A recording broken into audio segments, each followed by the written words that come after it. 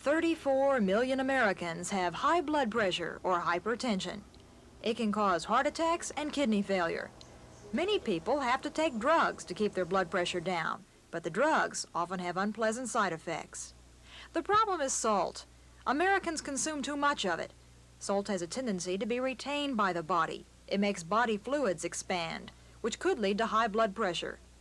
But the blood pressure of these hypertensive rats is returning to normal. They've been given antivitamin B2. Dr. Dan Trojewski at the University of Oklahoma Health Sciences Center believes the antivitamin lowers salt retention in the body and therefore lowers blood pressure.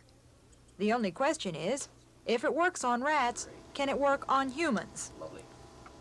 Well, now that we've had the unusual amount of success that we've encountered with these hypertensive laboratory animals, we're hoping that we'll be able to, in the not-too-distant future, undergo a thorough evaluation of these drugs on human beings with the expectation in mind that we'll be able to have an effective new class of antihypertensive agents within the not-too-distant future. If Dr. Trojewski is successful in his experiment, it could mean lower blood pressure for some 34 million Americans who are plagued with a disease known as hypertension. Bella Shaw for NBC News in Oklahoma City. As we've been reporting the past 2 nights now, there has been some question about the way Nigh uses the plane. The story from Bella Shaw. Law as to whether the governor can make a trip that does not relate to official state business is not really clear. A check with the Oklahoma statute shows that nothing is really mentioned specifically. It just says that the Department of Public Safety shall provide transportation and security to the governor and members of his immediate family.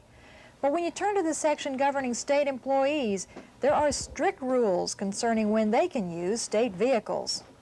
The rules also apply to state officials. Governor Nigh is a state official, but he says the law doesn't apply to him because he needs security, mandated by law. But today the governor didn't use the state plane when he flew to Texarkana, and he had security on board. He flew with the Democratic Party and said his trip was purely political. But how does a political trip differ from one made for pleasure? Either way, the governor isn't on state business. Yet state taxpayers continue to pay for Governor Nye's pleasure trips, like his trip to Kansas City to watch the World Series on Sunday. A check with the records at the Department of Public Safety shows the governor uses the state plane frequently, and it can run into a lot of money. The governor used the state plane to a total of nearly $7,000 during the month of September. Now, it's hard to tell which of those trips were made for pleasure and which for business. But if you're wondering how much that trip to Kansas City cost taxpayers, it cost over $1,000. That includes everything from the gasoline to the pilot's salary. But still, Governor Nigh says he'll reimburse the state on trips made for political purposes and not for ones made for pleasure. Bella Shaw, Action 4. Records show the governor spent over $1,000 in taxpayers' money on that pleasure trip to Kansas City where he watched the World Series. I'm Bella Shaw, and I'll have that story coming up. Good evening, everybody. As we've been reporting to you all week here on Channel 4, on Action 4, there's been some question about the way Governor Nigh uses the state plane on pleasure trips at taxpayers' expense. Well, today the governor announced a change in position, and Bella Shaw has the story. Just yesterday, Governor Nigh emphatically stated he sees nothing wrong with using the state plane on pleasure trips like the one he made to Kansas City so that he could watch the World Series. The state provides transportation for the governor, and within reason, and that'll be a judgment call I'll have to make. I plan to use the state facilities. I don't think I can make any other choice. I don't expect the president to make a different choice. I don't think the people of Oklahoma expect me to make a different choice. That was yesterday. Today, the governor is out of town on official state business in the state plane. But before he left, he issued a statement saying he had changed his mind. There is some concern that some people in the state are offended by his use of the plane for personal use. So today he announced that he will go ahead and ask the Department of Public Safety to bill him appropriately for the cost of that trip, and that it will be his policy from now on in to, if and when he makes a personal trip, to reimburse the state. The governor still believes he did nothing wrong, but to avoid controversy, he's going to use private planes on political trips like the one he made to Texas on Wednesday. And when he uses the state plane on personal trips, he'll reimburse. But it seems taxpayers made so much noise about his pleasure trips, he had to change his policy to quiet things down. Bella Shaw, Action 4. It's that time of year again. I'm Bella Shaw, and I'll take you on a Halloween style show right after this. There was a 2-hour wait at this costume shop. People lined up all day, and if you'll notice, these people are not children, but adults, and they all want something special to wear to work tomorrow on Halloween. This is the busiest time of year for costume shops. They rake in the money, and the employees rake in the hours. It's one of them things that happens once a year. We can hardly wait for it to get here, and we can hardly wait for it to leave. What's in this year? High-priced rubber masks that practically suffocate people while they have them on. And just like last year, the Star Wars craze continues to play a big part in Halloween costumes. Only this year, there's a new star, Yoda. There is no try, there only is. The Force be with you. Some find that Halloween is an excuse to dress up and fantasize about something they would like to be, like a Southern belle. But that's not really very scary. Now, personally, I think people are turkeys if they chicken out and don't wear anything scary. That's what Halloween is all about. And if you don't agree with that, then you're just plain foul. Bella Shaw, Action 4. Always said she had a big beak. Just kidding. Just kidding, Bella. Okay. That's our news. Thank you for joining us. Good night.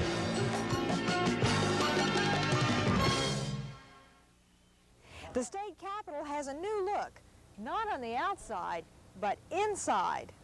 Do solemnly swear. This is the hand of a woman. And if you look closely in the crowd, there are 11 other women in the House of Representatives. That's double the number last year and more than the state has ever had. Today, they were sworn in along with their male colleagues as their friends and relatives looked on. How does it feel to be a woman and be so outnumbered? I don't think very much about being a woman legislator. I think about being a legislator and trying to do a good job for my district. I'm really excited and eager to get busy and get some things done. How do you feel about the percentage of women here in the House? They've only got one over in the Senate. Well, I think the Senate needs more. Well, I feel terrific about it. I think gotten a good reception, and I've known some of the legislators before, and I don't think being a woman will be a problem at all. I feel the same things that any new member would. A few years ago, there were fewer women, and I think that they felt the impact more. This year, I already know a number of the members from past experience here in the Capitol, and I know the other women, and you know, I just feel very pleased and excited to have been hired by the folks in my district. But even though there are a lot of new faces here, some things never change. Bella Shaw, Action 4 at the state capitol. A U.S. official who refuses to be identified says that unless the American hostages in Iran are released by Inauguration Day, the new administration will need an indefinite amount of time to consider the conditions for their release. The U.S. has made it clear that if Tehran wants to settle the issue, it should do so before January 20th. Well, it sounds like a script for a TV show, but this really happened.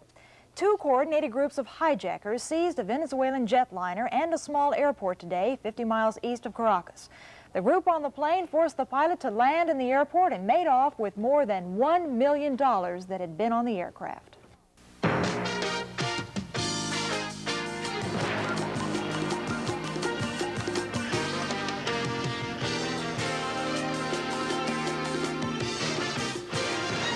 Good evening, everyone. I'm Linda Cavanaugh. There is more controversy at the Capitol right now concerning that $74 million deficit that we told you about in the Welfare Department. Bella Shaw reports on the day's events, which ended with a conflicting statement made by Governor Nigh. Republican leaders of the House and Senate started the ball rolling this afternoon when they called on Governor Nigh to show them the Welfare Department's budget. They said they have reason to believe the budget is out of control with a big $74 million deficit, and they're not going to take the blame for it.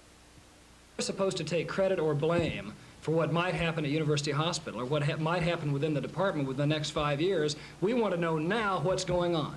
In other words, if there are mistakes being made, if there are long-term capital needs which are being satisfied out of expected revenues in the future that may not be there, if there are commitments being made, we want to know what those commitments are, what the projected cost will be, will there be revenues there to meet those costs, what is it we're doing? Later in the day, Governor Nigh said he would be the first to see the budget. The budget that comes in from the Welfare Commission concerning the Department of Human Services will be a budget that I will see first, because I consider it, although they have the responsibility of the budget, as governor, I certainly want to see it first to see if I wanted any input into it, and I've been talking with several people about it. Governor, at this time, do you have any figure, any idea at all of what kind of money we're talking about? No. But Action 4 has learned the governor was submitted a budget, and this is a copy of it. And as we reported to you, it shows a deficit of $74 million for fiscal year 1982. It's on page 288 of that budget. Our sources tell us when Governor Nigh saw the deficit, he became so enraged he gave the budget back to Welfare Director Lloyd Rader and told him it was not acceptable and that he should resubmit it balanced. And that is the reason the Welfare Department's budget is not included in Governor Nye's budget this year. Well, Bella, should Governor Nigh have included the Welfare Department budget in his budget? Yes, this is a copy of Governor Nye's budget for fiscal year 1982. It's a fairly big, lengthy budget. And according to state law, all departments and agencies are to submit a balanced budget no later than September 1st. Now, this is required by law. Here it is January, some 5 months later, and it's still not in the budget, so a violation of the law may have taken place. Thank you very much. I'm sure you'll keep on top of it. And in that continuing saga for the Welfare Department, some lawmakers now want to close 2 of its institutions for delinquent children. Bella Shaw is standing by live at the Capitol, where a public hearing was held this afternoon on that very topic. Bella? And that hearing is still going on right now, Linda.